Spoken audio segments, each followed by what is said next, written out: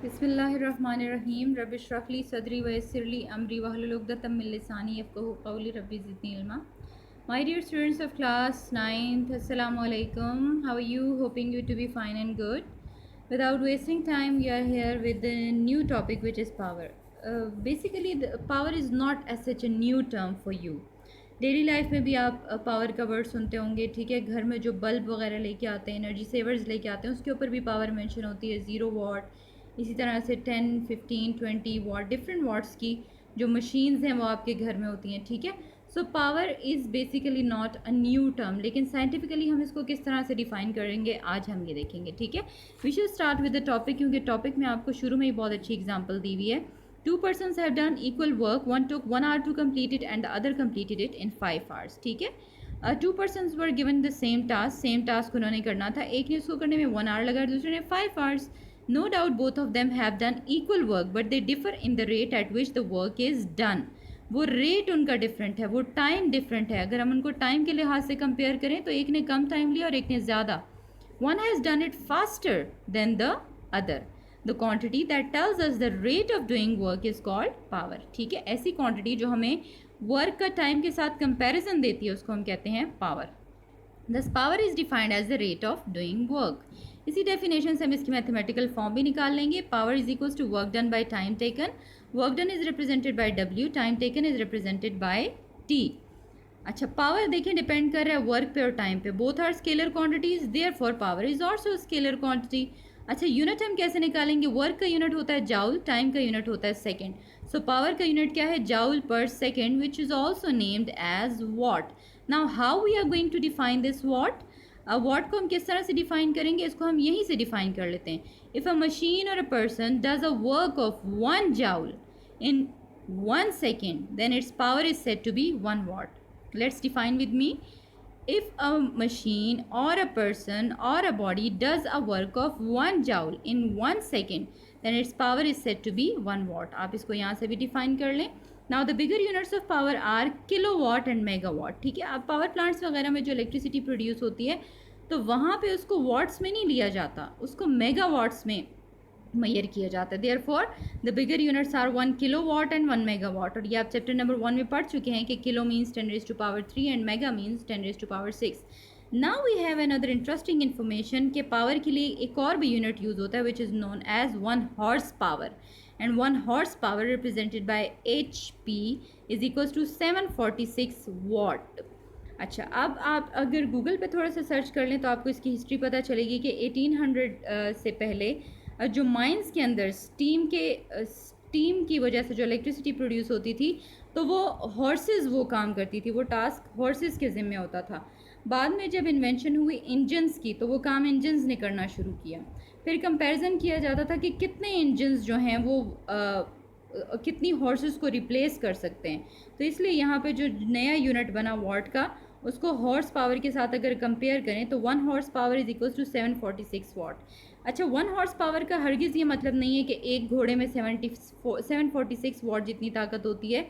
ये बेसिकली एक आपको एक आइडिया सा दिया गया है। 1 हॉर्स पावर में 14.9 हॉर्सेस, यानी ऑलमोस्ट हम 15 हॉर्सेस की पावर जो हैं वो ले सकते हैं। That is equals to 746 watt. This is an interesting information which I thought to share with you. तो आपने इसको याद करना है कि 1 horse power is equals to 746 watt. Now we come to the numerical example 6.6। और इस एग्जाम्पल में देखिए, a man M1 takes 80 seconds. So first time is given in lifting a load of 200 Newton. Newton shows कि ये हमारे पास क्या दी हुई है? फोर्स। वैसे तो ये लोड है, वेट है, लेकिन हम इसको फोर्स से रिप्लेस कर सकते हैं। Through a height of 10 metre, आपको हाइट दी हुई है और इसके साथ क्या है? मीटर। मीटर तो हाइट को हम हाइट भी लिख सकते हैं और डिस्टेंस भी लिख सकते हैं। While another man M2 takes 10 seconds in doing the same job. Same job, यानी आपने जब M2 के लिए डाटा लिखना है तो तब भी आपने फोर्स यही लिखनी है, हाइट यही लिखनी है, लेकिन टाइम आपने चेंज करना है। Find the power of each. Now I have solved this numerical for you in an easy way. Look at this. For M1, पहले हम M1 का डाटा लिखेंगे। Load F1 200 Newton. M2 के लिए भी लोड कितना है? 200 न्यूटन। हाइट कितनी है? H1। M1 के लिए भी कितनी है? 10 मीटर। M2 पर्सन के लिए भी कितनी है? 10 मीटर। टाइम दोनों का चेंज है, इसके लिए टाइम है 80 सेकेंड और यहाँ टाइम है 10 सेकेंड्स। पावर हमने M1 यानी फर्स्ट पर्सन के लिए भी निकालनी है और M2 सेकंड पर्सन के लिए भी। Basic formula is P equals to W/T। जब हम M1 के लिए करेंगे तो सारा डाटा वही लिखेंगे, लेकिन टाइम की जगह क्या लिख देंगे 80। जब हम M2 के लिए करेंगे तो सारा डाटा वही लिखेंगे, टाइम की जगह सिर्फ क्या लिख देंगे 10। तो यहाँ हमारे पास पावर आ गई फर्स्ट पर्सन की 25 वाट यानी 25 जाउल पर सेकेंड भी हम लिख सकते हैं, और सेकेंड पर्सन की आ गई 200 वाट जिसको हम 200 जाउल पर सेकेंड भी लिख सकते हैं।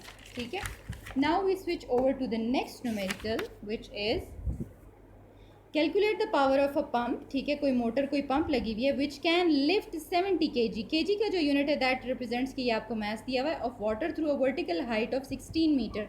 आप इसको हाइट भी लिख सकते हैं, डिस्टेंस भी लिख सकते हैं। इन 10 seconds time is given. Also find the power in horse power. तो पावर तो आप इजीली निकाल लेंगे, आपके पास मास गिवन है। ठीक है, हम इसको एक इजी वे में सॉल्व कर लेते हैं। आपके पास mass of the water is given, तो मास को हम जी से मल्टीप्लाई करके वेट निकाल लेंगे। वेट को हम फोर्स से भी रिप्लेस कर सकते हैं क्योंकि इसका यूनिट क्या होता है न्यूटन। अच्छा, डिस्टेंस आपको गिवन है 16 metre, time is given 10 second. पहले हम पावर वाट में निकालेंगे। सिंपल, पावर का फॉर्मूला क्या है W/T। वर्क का फॉर्मूला क्या होता है F इंटू एस। तो वर्क की जगह हमने लिखा है F इंटू एस। एफ क्या है आपके पास 700, एस इज़ 16, टाइम इज़ 10। जब हमने इसको मल्टीप्लाई किया तो हमारे पास वैल्यू है 1120 वाट। अब आपने नेक्स्ट आपका टारगेट क्या है कि आपने इसको हॉर्स पावर में भी कैलकुलेट करना है। अच्छा, आपने अपने टॉपिक में पढ़ा कि 1 horse power is equals to 746 watt, या हम इसको इस तरह से भी लिख सकते हैं कि 746 watt is equals to 1 horse power. दोनों साइड पे 746 को डिवाइड कर दें। अब इसका मकसद क्या, ताकि हमारे पास 1 वाट की वैल्यू आ जाए।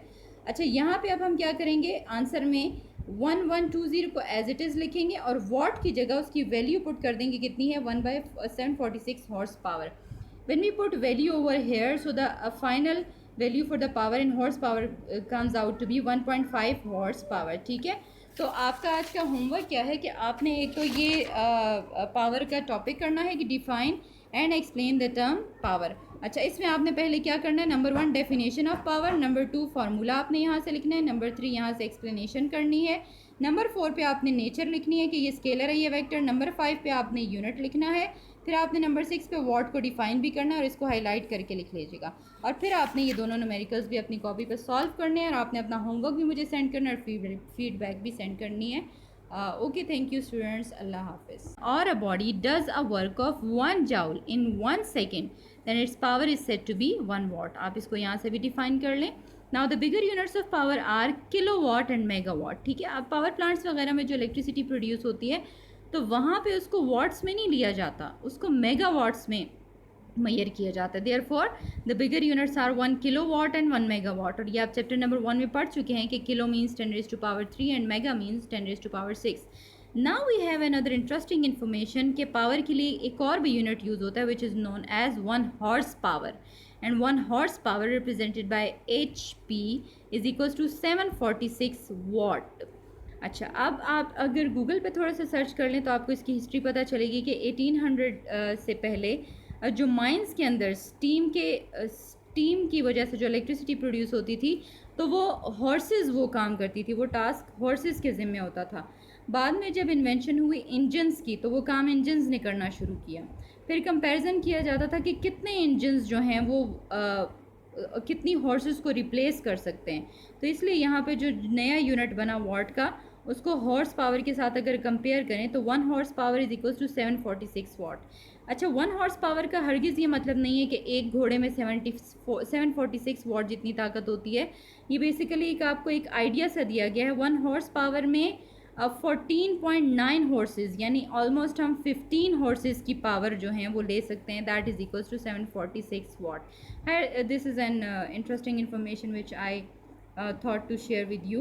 तो आपने इसको याद करना है कि 1 horse power is equals to 746 watt. Now we come to the numerical example 6.6, और इस एग्जाम्पल में देखिए a man M1 takes 80 seconds. So first time is given in lifting a load of 200 Newton. Newton shows कि ये हमारे पास क्या दी हुई है, फोर्स। वैसे तो ये लोड है, वेट है, लेकिन हम इसको फोर्स से रिप्लेस कर सकते हैं। Through a height of 10 metre, आपको हाइट दी हुई है और इसके साथ क्या है मीटर। मीटर तो हाइट को हम हाइट भी लिख सकते हैं और डिस्टेंस भी लिख सकते हैं। While another man M2 takes 10 seconds in doing the same job. Same job यानी M2 takes 10 seconds in doing the same job. Same job यानी आपने जब M2 के लिए डाटा लिखना है तो तब भी आपने फोर्स यही लिखनी है, हाइट यही लिखनी है, लेकिन टाइम आपने चेंज करना है। Find the power of each. Now I have solved this numerical for you in an easy way. Look at this for M1, पहले हम M1 का डाटा लिखेंगे। लोड F1 200 न्यूटन, M2 के लिए भी लोड कितना है 200 न्यूटन। हाइट कितनी है H1, M1 के लिए भी कितनी है 10 मीटर, M2 पर्सन के लिए भी कितनी है 10 मीटर। टाइम दोनों का चेंज है, इसके लिए टाइम है 80 सेकेंड और यहाँ टाइम है 10 सेकेंड्स। पावर हमने M1 यानी फर्स्ट पर्सन के लिए भी निकालनी है और M2 सेकेंड पर्सन के लिए भी। Basic formula is P equals to W/T। जब हम M1 के लिए करेंगे तो सारा डाटा वही लिखेंगे, लेकिन टाइम की जगह क्या लिख देंगे 80। जब हम M2 के लिए करेंगे तो सारा डाटा वही लिखेंगे, टाइम की जगह सिर्फ क्या लिख देंगे 10।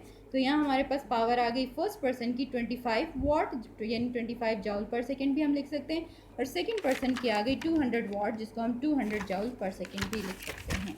ठीक है, now we switch over to the next numerical which is calculate the power of a pump. ठीक है, कोई मोटर कोई पंप लगी हुई है which can lift 70 kg। kg का जो यूनिट है दैट रिप्रेजेंट्स की आपको मैथ दिया हुआ है of water through a vertical height of 16 metre. आप इसको हाइट भी लिख सकते हैं, डिस्टेंस भी लिख सकते हैं। इन 10 seconds time is given, also find the power in horse power.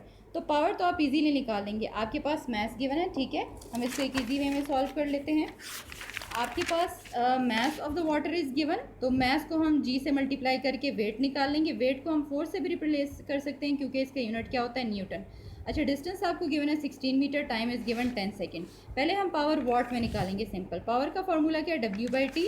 Work का फॉर्मूला क्या होता है F/S, तो वर्क की जगह हमने लिखा F/S। F क्या है आपके पास 700, S इज़ 16, टाइम इज़ 10। जब हमने इसको मल्टीप्लाई किया तो हमारे पास वैल्यू है 1120 वाट। अब आपने नेक्स्ट आपका टारगेट क्या है कि आपने इसको हॉर्स पावर में भी कैलकुलेट करना है। अच्छा, आपने अपने टॉपिक में पढ़ा कि 1 horse power is equals to 746 watt, या हम इसको इस तरह से भी लिख सकते हैं कि 746 watt is equals to 1 horse power. दोनों साइड पे 746 को डिवाइड कर दें। अब इसका मकसद क्या, ताकि हमारे पास 1 वाट की वैल्यू आ जाए।